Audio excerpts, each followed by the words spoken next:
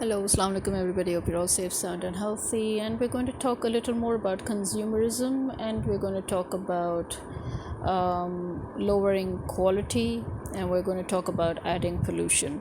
I mean, if you remember, if any of you have listened to one of my previous podcasts, I have actually talked about how currently it's actually the manufacturers who are more responsible for pollution than the consumers, because number one, the manufacturers are now deliberately creating, manufacturing, producing products that are not durable, that are not long lasting, which means they are forcing the consumers to go and buy that product or upgrade their product or update their product before things were built to last. Because before, manufacturers had common sense and they knew that if they made things that were built to last, then they would actually create a long lasting consumerism towards them, and they were right. When you're thinking about forcing consumers to buy new products, you think that you're making more money, you think that's good business strategy, but overall it's actually not. In majority of the consumers who you're supposed to be looking at instead of a small minority, according to majority of those consumers, you are actually losing your name, you're losing your brand name, you're losing your credibility, you're losing your reputation as far as they're concerned. Because for example, if you're manufacturing a fridge, now as we know, all over the world fridges have always been built to last, and so were air conditioners, by the way. If you look at our window ACs, they will go on forever until somebody deliberately tinkers with them. And every single one of us who have got non-functioning window ACs is simply because we have had people who have deliberately tinkered with them, deliberately removed some of their parts, genuine parts, and swapped them, or just literally just removed everything, or just spoiled one component within to make sure that you're forced to sell that AC to them for a lower price, and then they would go and get it working again and sell it for a higher price. So there's a lot of corruption, there's a lot of dishonesty amongst the workers, the skilled workers, the electricians. But apart from that, the air conditioners, as long as they're not tampered with, they will continue forever. Now, if you look at the inverters, in contrast, the inverters now have a few problems. First of all, their lifetime is shorter. Second, although they're built to provide both heating and cooling, it is said that if you actually use the heaters in the winters, if you use them as heaters, you are actually reducing the already short lifespan of your inverter. Why? Because the copper coils that are used within, the pipes that are used within, they tend to melt. So imagine, now this is the question that every consumer will automatically ask the manufacturer: why have you claimed that this inverter has the ability to both be an AC as well as a heater if it cannot withstand its own heat? If it is built essentially as an AC, why did you put in the facility of it being a heater without building the internal components or using internal components to withstand or accommodate or facilitate it as a heater? So that is one of the questions. The second question, as I said, fridges are built to last, but nowadays even fridges, they're lowering the quality, especially in our country. I don't know about yours, but in Pakistan, what they're doing is they're lowering the quality of even the fridges, and they are increasing the money, right? Now, fridges are worth lakhs of rupees, and yet what are they doing? They're using not very long lasting, not very sustainable, not very durable plastic for the door, especially, which is a very major concern for a consumer. Because, for example, there was somebody who just bought the fridge, a dawlance fridge, and that person's door suddenly broke. Yes, it's been just a few months, in fact, I think it's been hardly a month, actually. I think I'm exaggerating when I'm saying few months. I think if I understood correctly, that person had bought the fridge literally a month or two ago. And now here's the problem which that person had, and which I too echoed because I agreed with him. He said that the fridge was under warranty and the door needs to be replaced. And the manufacturer, the company, was insisting that no, because he put so much load on the door, and he caused this to happen, so they were not ready to replace it. Now, see, that's where the manufacturer is wrong. When you're giving a 1 year, when you're giving a 12-year warranty or even a 1 year warranty, the point is you're giving a warranty, and in that warranty you're trying to boast of the fact that there's not a single thing in your fridge that can go wrong, and so you're giving that warranty that if anything goes wrong you will be happy to fix it or replace it. And then to very neatly put it on the consumer and say that, oh no, you know what, you put so much. First of all, why do you add shelves for bottles on the fridge door if your fridge door cannot carry the weight of said bottles? Why do you call them bottle guards when we cannot put bottles? Why do you make ample space on the fridge door for storage and then tell people not to use the storage and to put as little and as light as possible in it because it cannot bear the weight, because the plastic, the hinges of the door and the plastic of the door itself, the liner of the door itself, the inside of the door, the hinges of the door are all made of plastic that cannot sustain the weight. Again, why then have you put so many shelves on said door, and why have you put bottle guards on said door and not given a proper space for bottles inside the fridge? Then I don't get it. So this is a problem here, that you would face, that why is your fridge door not load bearing? Why do you have bottle guards when you can't put bottles? Where are you supposed to store your bottles? Everybody knows that you are actually supposed to store your bottles upright, to save from leakage and droppage and anything. And yet they're now saying that, oh, you should avoid putting bottles in the bottle guards on the doors and, have them lie down in the fridge somewhere so that, they can leak for all, for all you care. So that doesn't make any sense. So as I'm saying, there's a lot of lack of common sense. It's like WhatsApp all over again. WhatsApp having this disappearing messages feature, and yet everybody's messages disappear except for the one person who wants it to disappear. It should be an individual control. So that doesn't make sense. So as I said, the more people are aiming for specialized skills, the more they are lacking common sense. And it is essential to have common sense in order for anything to be sustainable. You have to have common sense if you want to reduce pollution. I can tell you very clearly that the worst kind of pollution that has been produced to date on Earth, and especially the fact that it is recently, as you can see, it is the past decade or 2 decades in which we have seen the worst kind of pollution on Earth. And that is again because of technology, manufacturers building things that do not last, and then not having a proper scheme at hand to think of how to recycle or reuse these things. So you've got your mobiles, you've got your mobile components, you've got your fridges, you've got your microwaves, you've got your TVs. These were things that were built to last for a reason. Microwaves were built to last. Fridges and freezers were built to last. TVs were built to last for a reason. And that is why we had less pollution despite the technological bloom or boom, in the 80s and 90s. It's because it was very responsibly done. Unlike after the 2000 onwards. So after the year 2000 onwards, we have seen wastage by manufacturers. We have seen them think about just money, and they have no right to talk about pollution, they have no right to talk about quality, they have no right to talk about services, they have no right to talk about even consumerism, because they have gone against all of that for just short-term benefits. And these are short-term benefits, because I mean, how long are you going to go producing waste?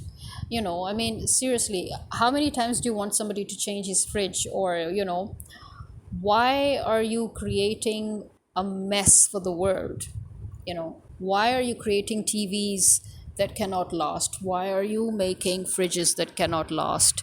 Why are you even creating problems of such of such instances, where you're actually literally putting a huge burden, physical burden, not just financial but physical burden, on the world? So yeah, I think that the manufacturers need to become more responsible, especially when they're making such appliances. They need to think about long term. Okay, people will keep on getting born. Okay, population will keep on increasing. You don't need the same people to buy your products over and over again. Believe me, there are billions and multiple billions, and hundreds and hundreds of billions of people on earth, and they will continue to multiply. Your consumers are going nowhere. You will continue to have more and more and more consumers. So why are you latching on to a limited number of consumers? Because that's exactly what your mentality suggests, is that you're latching on to the already existing consumers. Because if you weren't, you wouldn't be doing such stupid things, such as creating huge appliances that are not long lasting, or creating small appliances that are not long lasting, and adding to waste, adding to pollution, adding to landfills.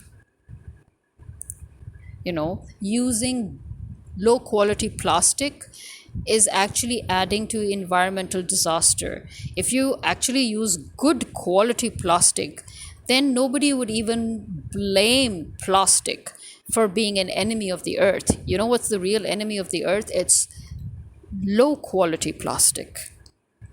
That's the enemy of the earth. It's corrosive low quality metal alloys. Those are the enemies of the earth. So these are what you need to think about.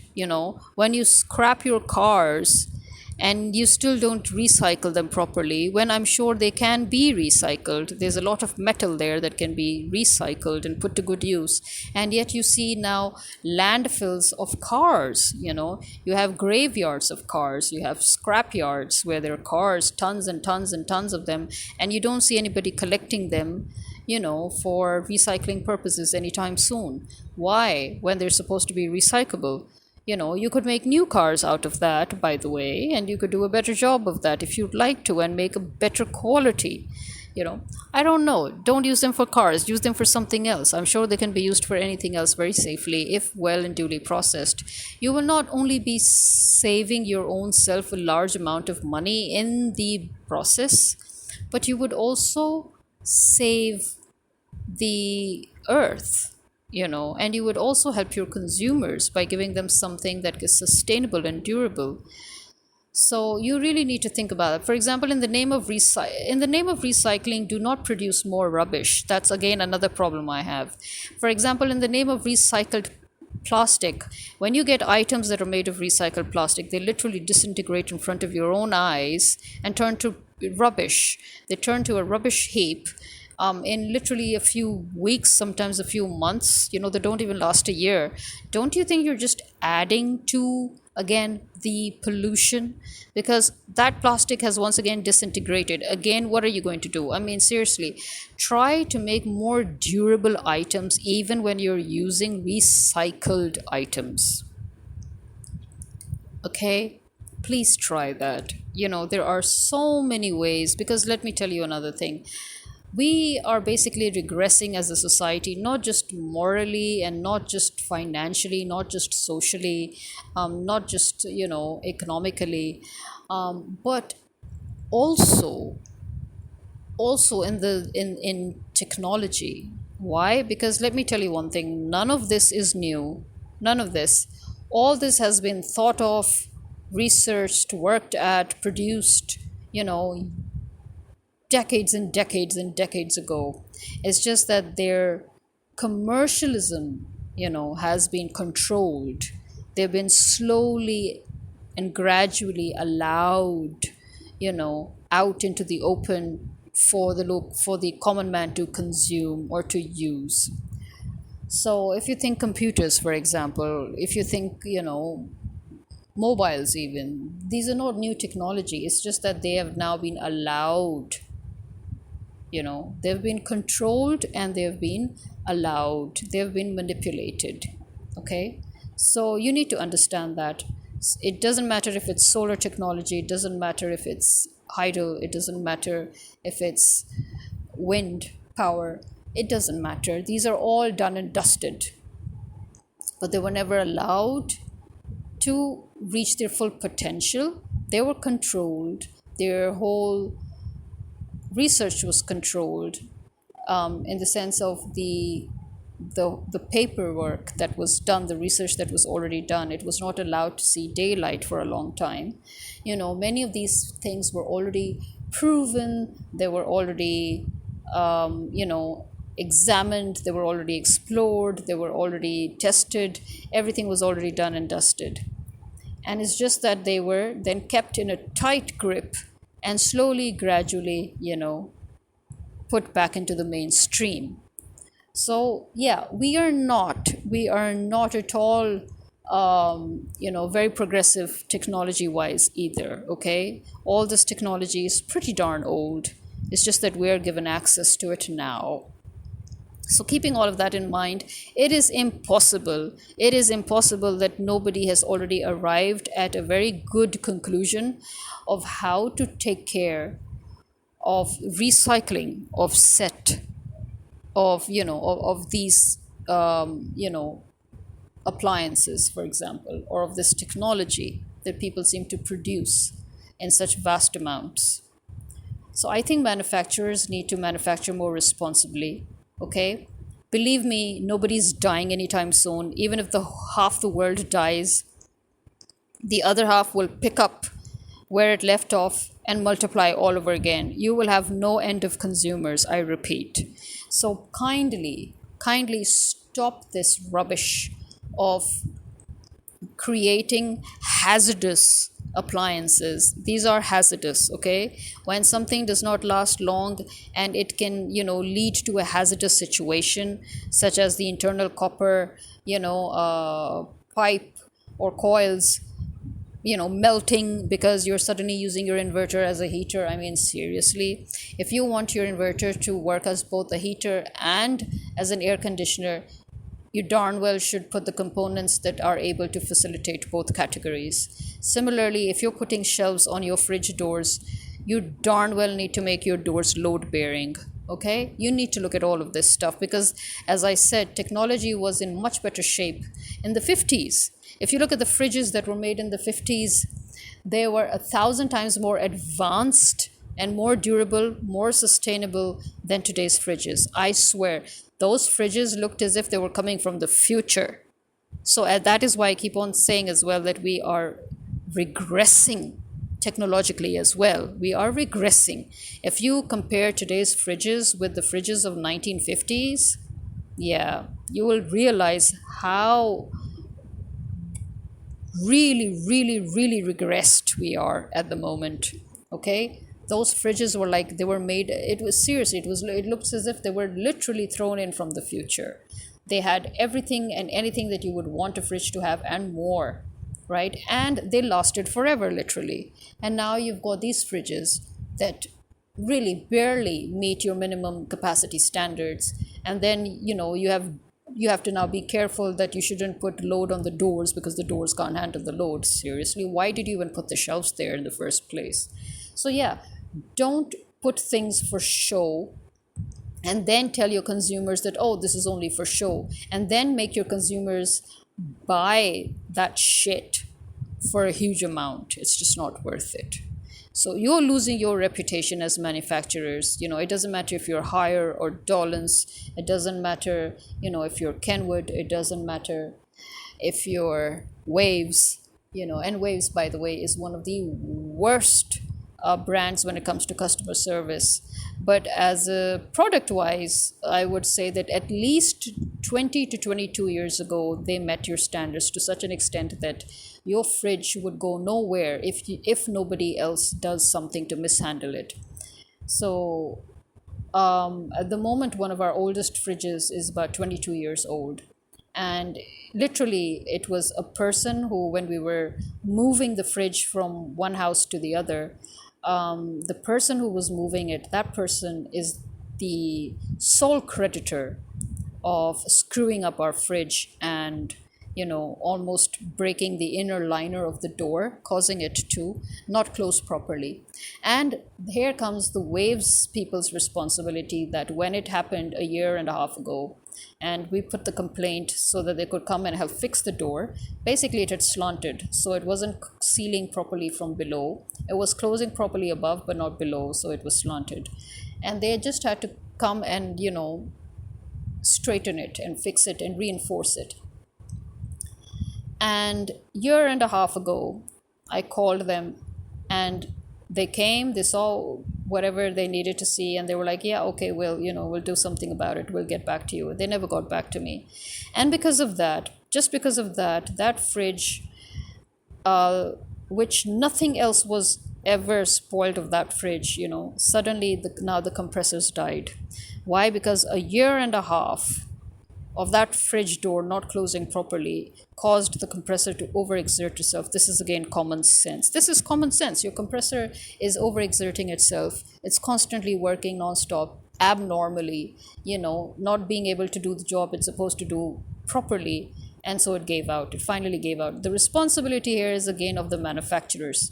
Why? Because they did not get on point. They did not get on top of their job. They did not get it done, and as a result, now I've got a bigger loss, which again, I will have to pay for that loss, not the manufacturer. So yeah, these are the things. As I said, it's always the people who are responsible for, tinkering and tampering with something that is old, because old really is gold. When it comes to old electrical appliances, they really were built to last. And it is always people. It's always people who will come and tamper with them and do something that will cause you a huge loss. Otherwise, they're not going anywhere. But compared to that, the new fridges, which are more expensive, yeah, I'm sorry to say, but you have to handle them with care. You can't put load on the door, although even with the old fridges also, they would tell you, oh, don't put so much load on the door. But again, why? The door is supposed to be load bearing. If you are having bottle guards on the door, it means that the door is supposed to be load bearing, and well, anyway, so point is that we don't even put much load on the door anyway, and even that is considered so much. So I don't know what other people put in their doors, to have their doors literally swing with and break upon impact. So there you are. But I mean, this shows, how the manufacturers have lost common sense. It shows how consumerism literally is the definition of losing common sense. So, please bring back common sense. You bring back common sense, more than half of our worries all round will finish: financial, social, moral, environmental. You want to bet? Anybody want to bet that I'm wrong here? This is me signing out. Be more responsible, please. Let's just be more responsible. Let's just be more honest. Let's get back to having moral values. Let's understand that actually having moral values is very, very cool. Okay? And this is me signing out. Khuda Hafiz.